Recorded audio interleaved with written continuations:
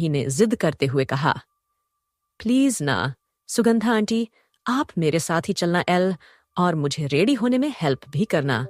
तो दादी ने कहा, हाँ सुगंधा, माही के साथ चली जाना, वरना पूरा दिन यह तुम्हें मनाने के लिए तुम्हारे पीछे पीछे घूमती रहेगी। सुगंधा ने हंसते हुए कहा, ठीक है माही, मैं निया और तुम दोनों के साथ ही चलूंगी। अब तो खुश?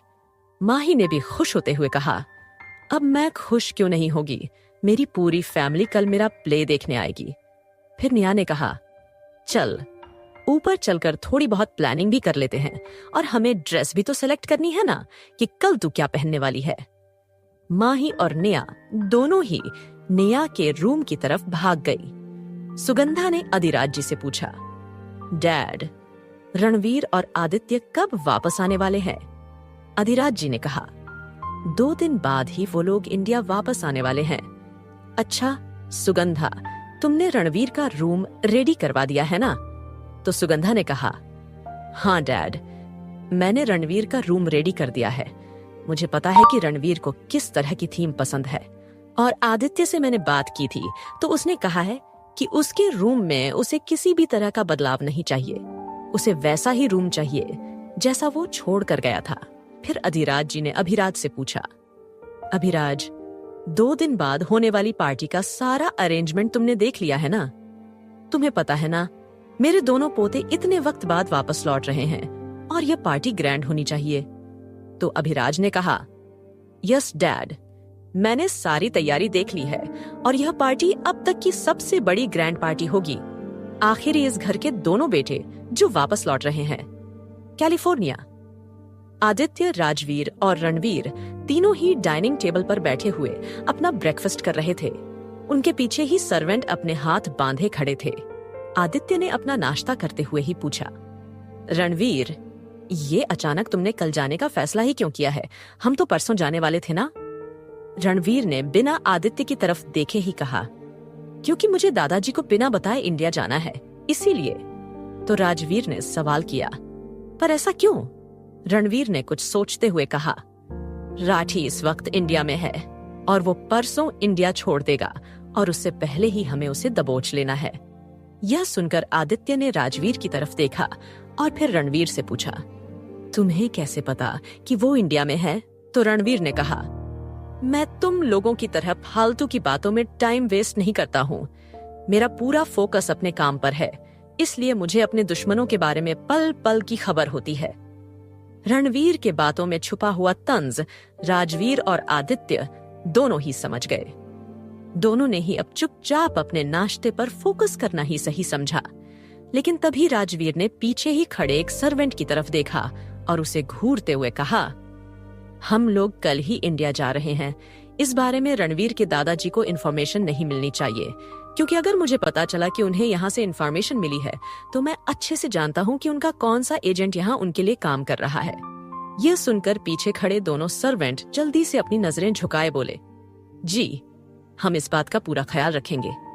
दरअसल राजवीर और रणवीर दोनों को पता था कि इस मैंशन में काम करने वाले सर्वेंट दादाजी के एजेंट ही थे, जो रणवीर की पल पल की खबर उन तक पहुंचाते थे, और यह बात राजवीर भी जानता था। इसीलिए उसने उन दोनों सर्वेंट को वार्न किया था। दूसरा दिन, ASR कॉलेज। माही ड्रेसिंग रूम में तैयार हो रही थी। सुगंधा जी उसके बालों को सही करते हुए बोली, माही, अब तुम परफेक्ट लग रही हो। तुमने अपनी स्क्रिप्ट अच्छे से पढ़ ली थी ना? तो माही ने सुगंधा जी की तरफ देखते हुए कहा, पढ़ी नहीं थी, देखी थी, और मुझे अच्छे से याद है कि कहाँ पर मुझे क्या डायलॉग बोलना है। सुगंधा जी ने कहा, पर तुमने प्रैक्टिस तो की थी ना? क्योंकि एक दिन में यह सब कुछ करना इतना पॉसिबल नहीं है। तो माही ने कहा, आंटी, आप मुझे जानते नहीं है क्या? मैं बहुत ही टैलेंटेड हूँ। देख लेना, आनी एक्टिंग के जलवे से स्टेज पर आग लगा दूंगी।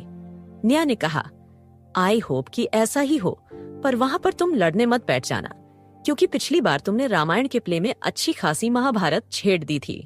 तो माही ने मुंह बनाते हुए कहा, चुप रहो निया, वो मेरी गलती नहीं थी। वो रोहित एक्टिंग के बहाने मुझसे ही फ्लर्ट कर रहा था, तो क्या मैं उसे सबक नहीं सिखाती?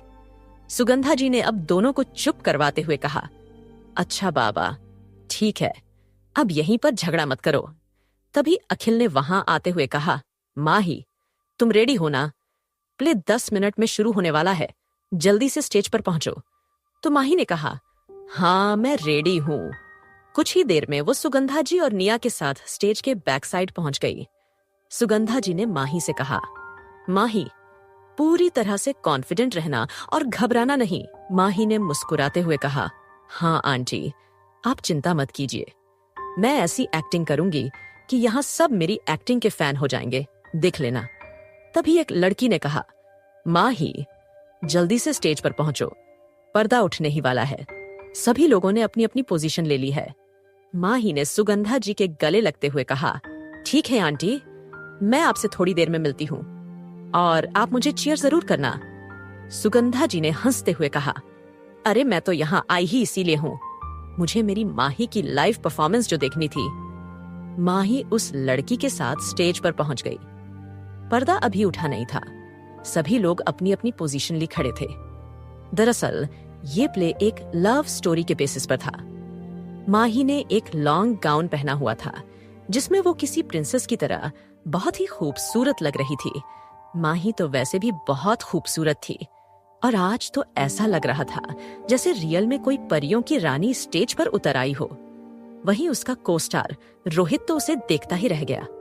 वो मन ही मन बोला, अच्छा ही हुआ जो रिद्धिमा की तबीयत खराब हो गई, अब मुझे माही के साथ प्ले करने को मिलेगा।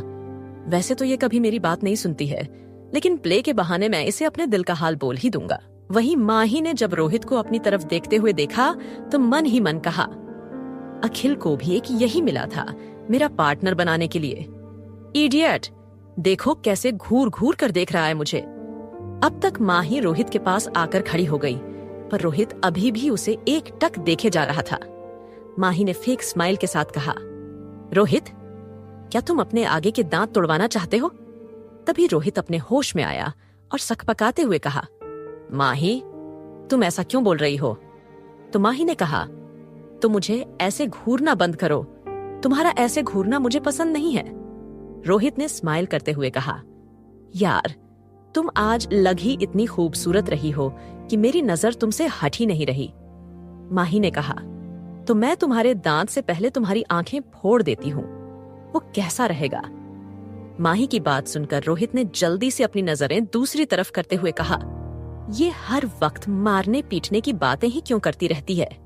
तभी माही ने भी दूसरी तरफ देखते हुए बड़े ही एटीट्यूड के साथ कहा, यहाँ पर सिर्फ प्ले हो रहा है और वही डायलॉग बोलना जो स्क्रिप्ट में लिखे हुए हैं। फिर वापस उसकी तरफ देखते हुए कहा, अगर तुम्हारा डायलॉग और तुम्हारी हरकतें जरा सी भी इधर से उधर हुई ना, तो पिछली बार तो सिर्फ पीटा था, इस बार तुम्हारा मर्डर ही कर दूंगी, समझे?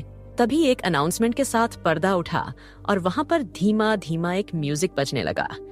रोहित, जो किसी प्रिंस की ड्रेस में था, उसने बड़े ही कॉन्फिडेंस के साथ कहा, मेरी शहजादी, तुम्हारे इस हुस्न की क्या तारीफ करूं? मेरे पास तो लफ्ज ही नहीं है। माही ने भी शर्माने की एक्टिंग करते हुए कहा, ओह मेरे शहजादे, तुम्हारी नजरें ही काफी है मेरी तारीफ के लिए। कहकर माही ने बड़ी ही अदा के साथ अपनी नजरें झुका ली। रोहित तो माही की अदा पर इतना फिदा हो गया कि भूल ही गया कि वो इस वक्त एक प्ले कर रहा है। एक्साइटमेंट में उसने फिर से कहा, एक बार तुम मेरा प्यार कबूल करके तो देखो, दुनिया जहां की खुशियां मैं तुम्हारे कदमों में ला दूंगा माही। माही का ये सुनना था कि उसने हैरानी से नजर उठाकर रोहित की तरफ देखा, फिर धीरे से कहा, रोहित, हम प्ले कर रहे हैं, क्या तुम्हें समझ नहीं आ रहा? रोहित अपने होश में वापस आते हुए बोला, सॉरी सॉरी, वो गलती से मुंह से निकल गया मेरी शहजादी। तभी वहां पर कुछ लोग आए जो सैनिक की गेटअप में थे। उन्होंने अपनी तलवार निकालकर माही और रोहित पर तानते हुए कहा, किंग का आदेश है कि तुम दोनों को पकड़कर उनके सामने लाया जाए। माही ने डर कर रोहित के पीछे छिपते हुए कहा, मेरे शहजादे, लगता है मेरे पिताजी को हम दोनों की प्रेम कहानी के बारे में पता चल गया है। रोहित ने उन सैनिकों को घूरते हुए कहा, मेरी शहजादी, तुम डरो मत, मैं हूं ना, मैं खुद इन सैनिकों का मुकाबला करूंगा और तुम्हें यहां से कहीं दूर ले जाऊंगा। कहकर रोहित ने जैसे ही अपनी म्यान पर हाथ डाला, तभी उसे रियलाइज हुआ कि उसकी तलवार तो उसकी म्यान में है ही नहीं। वो फ्रस्ट्रेटेड होते हुए जोर से चिल्लाया, यार, अब ये मेरी तलवार कहाँ है? तभी माही ने अपना माथा पीटते हुए कहा, इडियट, तुम क्यों भूल जाते हो कि हम प्ले में हैं? माही का तो मन कर रहा था कि किसी सैनिक की तलवार लेकर वो रोहित का ही मर्डर कर दे। वहीं बैक साइड में खड़ा हुआ अखिल ऊपर की तरफ देखते हुए बोला, मुझे तो यहां माही का डर लग रहा था, लेकिन ये रोहित ये ब्लंडर करके ही मानेगा। माही सही कह रही थी। क्यों इस बेवकूफ को मैंने इस प्ले में ले लिया? अब ये भी अखिल की एक मजबूरी थी। आखिर रोहित पूरे कोलाज का बहुत ही हैंडसम लड़का था और प्रिंस के गेटअप में बिल्कुल प्रिंस ही लग रहा था। हाँ, एक्टिंग के मामले में भी अच्छा था, पर माही के सामने आते ही पता नहीं उसे क्या हो जाता था। वहीं माही को गुस्से में देखकर रोहित ने विचारों वाली स्माइल के साथ कहा, ओह सॉरी माही, वो क्या है ना कि तलवार नहीं है, तो फिर मैं तुम्हें इन सैनिकों से कैसे बचाऊंगा? तो माही ने कहा, इतने सारे सैनिक हैं, इनमें से किसी की भी तलवार छीन लो ना। रोहित को माही का आइडिया अच्छा लगा। उसने जल्दी से एक सैनिक के पेट में एक घूंसा मारा और उसकी हाथ से तलवार छीनकर उन सैनिकों की तरफ पॉइंट करते हुए कहा, किसी ने भी अगर मुझे या मेरी शहजादी को छूने की कोशिश की तो मैं उसका सिर धड़ से अलग कर दूंगा। माही ने देखा कि रोहित ने तलवार भी उल्टी ही पकड़ी हुई थी। उसे अब रोहित पर बहुत गुस्सा आया। वो आगे बढ़ी और रोहित की हाथ से तलवार लेते हुए बोली, इडियट, तुम्हें तलवार पकड़ना भी नहीं आता है क्या? हटो आगे से। अब ये डायलॉग मुझे बोलने दो। क्या इस प्ले में होने वाला है कोई बड़ा ब्लंडर? क्या रणवीर दादाजी से अपने इंडिया में होने की बात छिपा पाएगा? जानने के लिए सुनते रहिए toxic love season 2 only on pocket FM। Subscribe now and press the bell icon. Never miss an update.